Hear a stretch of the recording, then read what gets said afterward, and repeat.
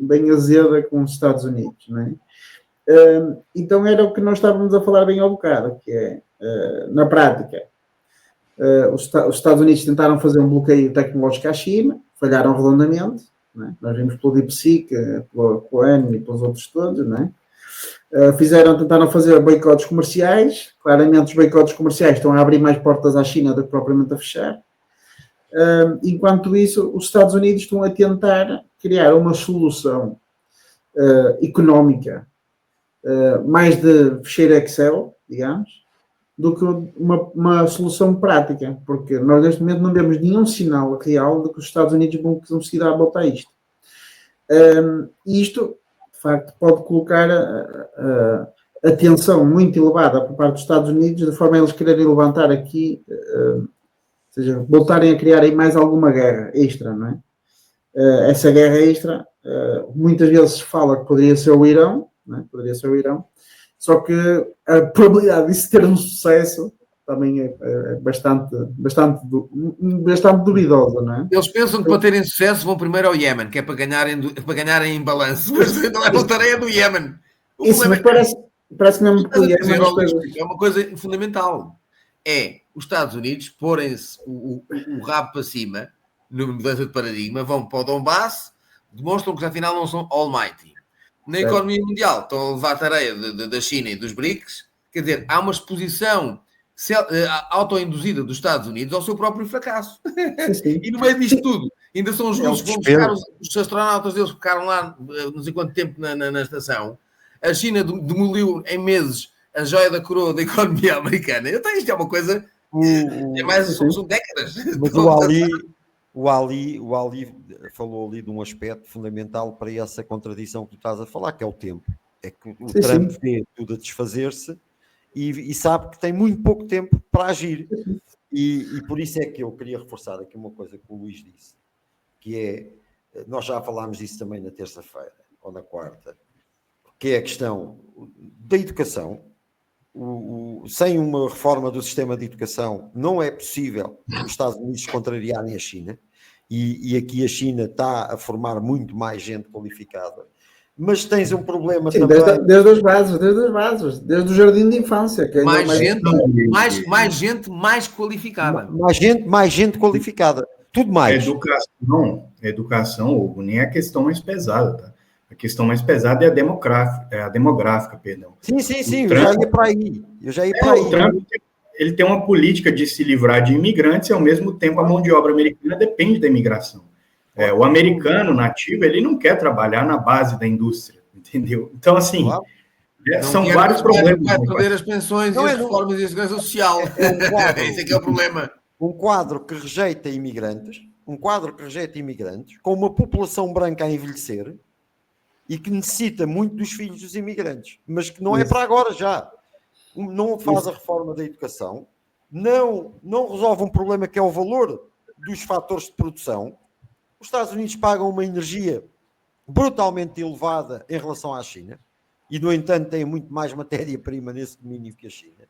Os Estados Unidos pagam salários brutalmente elevados. Porquê? Porque o PIB está todo construído em cima de preços muito elevados e de custos de subsistência muito elevados para que o PIB cresça de forma insuflada.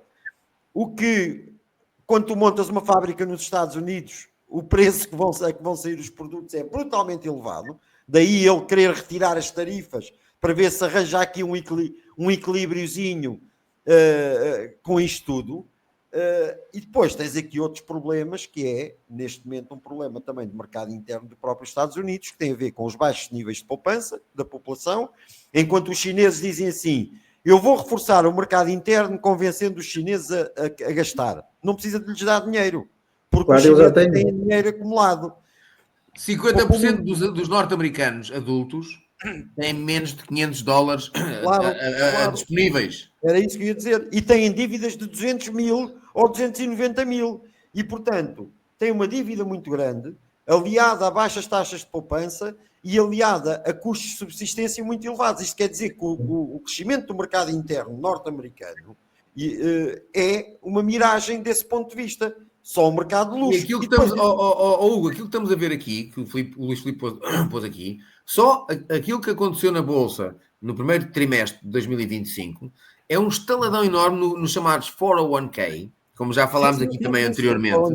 As pessoas nos Estados Unidos têm que, by default, ou seja, se não disseres nada quando começares a tua carreira contributiva, em vez de seres contribuinte para a Segurança Social, não, arranjam de um plano de pensões privado, que eles chamam de 401k, que é ativos que tu muitas vezes nem tens visibilidade sobre aquilo. Não. Mas justamente por às vezes ser passivo e a pessoa, a tendência é que não vai ser muito proativa, não é nisso? E é melhor, se calhar, até nem ser muito proativa se não sabe.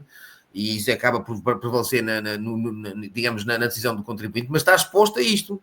E isto vai mandar-lhe uma sensação de bem-estar ou de riqueza muito... Isto vai provocar um comportamento recessivo ao nível do consumo dos Estados Unidos, que são 70% dos Estados Unidos.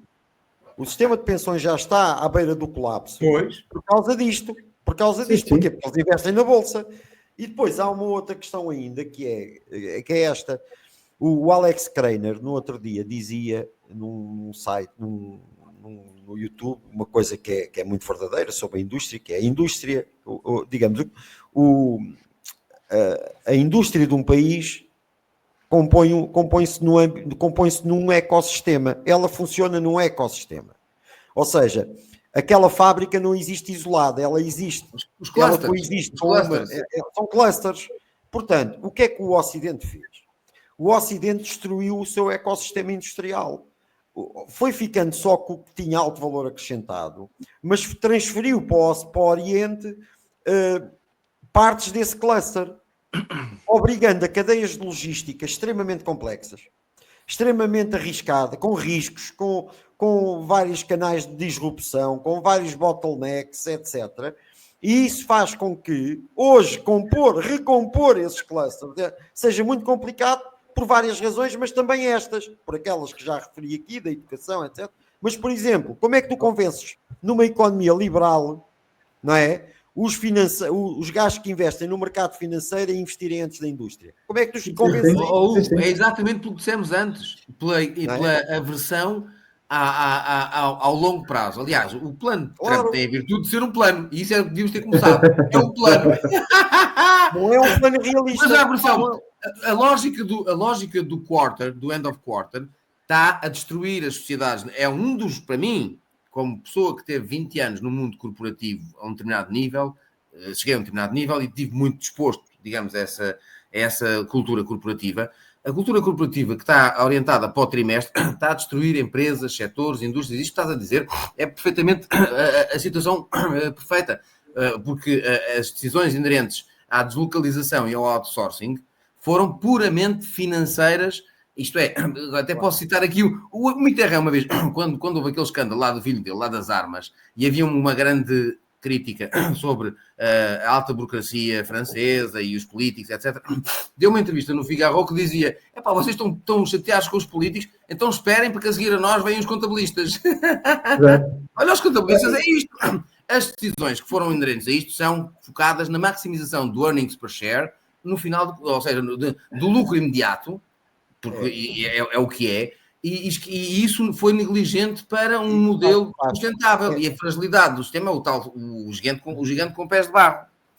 Produz aquilo que o Ali estava a dizer, que é o jovem que não quer ir trabalhar para a indústria. E há aqui uma questão, já te passo. Isso até era ultrapassável. O problema é, desculpa lá, isso até era ultrapassável com medidas de optimização e etc. Mas não é que ir recuperar esse conhecimento todo.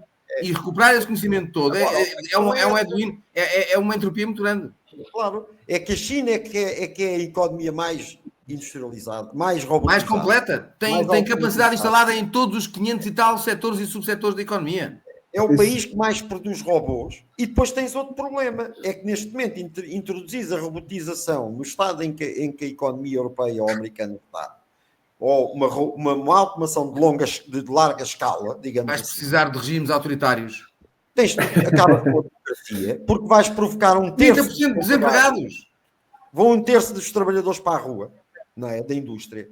E não só da indústria, de alguns serviços também, nomeadamente supermercados, etc., que são ainda o que cria emprego em Portugal, por exemplo, é a grande distribuição e a logística. Isso vai tudo à vida. E, portanto, o que vai acontecer são regimes extremamente autoritários, economias estagnadas, que não crescem. Em Bruxelas, extremamente autoritários, e em Bruxelas. E em Bruxelas, é para não parecer que são autoritários. E